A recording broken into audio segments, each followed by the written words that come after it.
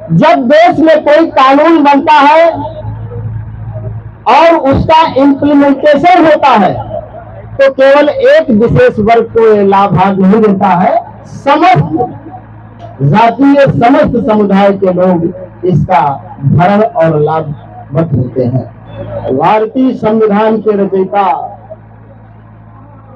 भारत सरकार द्वारा भारत रत्न से अलंकृत बोधिसत्व बाबा साहब डॉक्टर भीमराव अंबेडकर जी के चरणों को नमन करते हुए आज बाबा साहब डॉक्टर भीमराव अंबेडकर जी की 133वीं वर्षगांठ के अवसर पर ग्राम कठिंगरा में आयोजित कार्यक्रम के उपलक्ष्य में सादर उपस्थिति मंच पर आसीन समस्त लोगों का मैं धन्यवाद प्रकट करता हूं, आभार प्रकट करता हूं। गृहस्थ जीवन में जीवन की धुरी मानी जाने वाली महिलाओं का विशेष सम्मान मेरी तरफ से पहुंचे, ये मैं आप लोगों से अपेक्षा करता हूं। केवल कठिंगरा से ही नहीं, बहुत दूर दूर से आए बाबा साहब डॉक्टर भीमराव अंबेडकर जी के प्रति श्रद्धा रखने वाले समस्त लोगों का मैं बहुत बहुत साधुवाद धन्यवाद करता हूं। आज इस कड़ी में मैं संक्षिप्त परिचय आपको दे दूं। मैं 2022 विधानसभा के चुनाव में माननीय बहन जी ने हमें मलिहाबाद से बीएसपी का प्रत्याशी बनाया था और यकीन माने आप मलिहाबाद की क्षेत्र की जनता ने मुझे अच्छे वोटों से अलंकृत किया, सम्मानित किया। मैं मलिहाबाद की और खासकर इस काकोरी ब्लॉक के कठिंगरा ग्राम के लोगों को धन्यवाद देता हूं।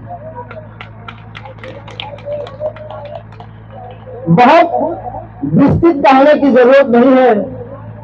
हमारे मंचासीन माननीय बुद्धमती जी, विमला देवी जी ने बाबा साहब को कई नामों से अलंकृत किया, शायद वो हमें भी याद नहीं है। मैं इनके लिए उसके लिए इनको बहुत बहुत धन्यवाद देता हूं।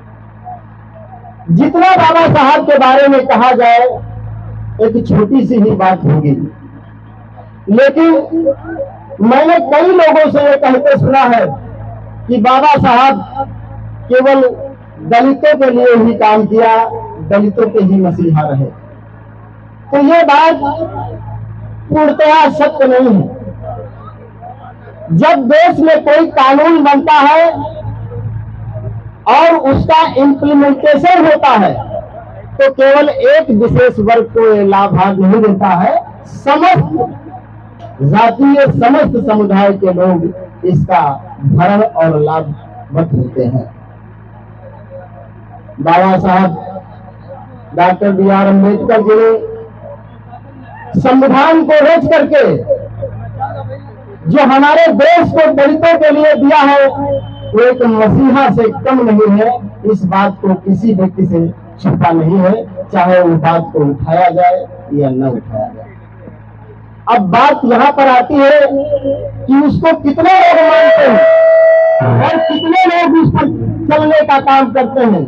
तो मैं क्षेत्र के लोगों से और बाबा साहब को मानने वाले लोगों से ये आग्रह करता हूँ, ये प्रार्थना करता हूँ कि उनका जितनी उत्तेजना और भाव से जय घोष करते हो, उनके बताए हुए मार्ग पर उतनी तेजी से ही चलने का काम करो तो यकीनन आपका जीवन सार्थक हो जाएगा।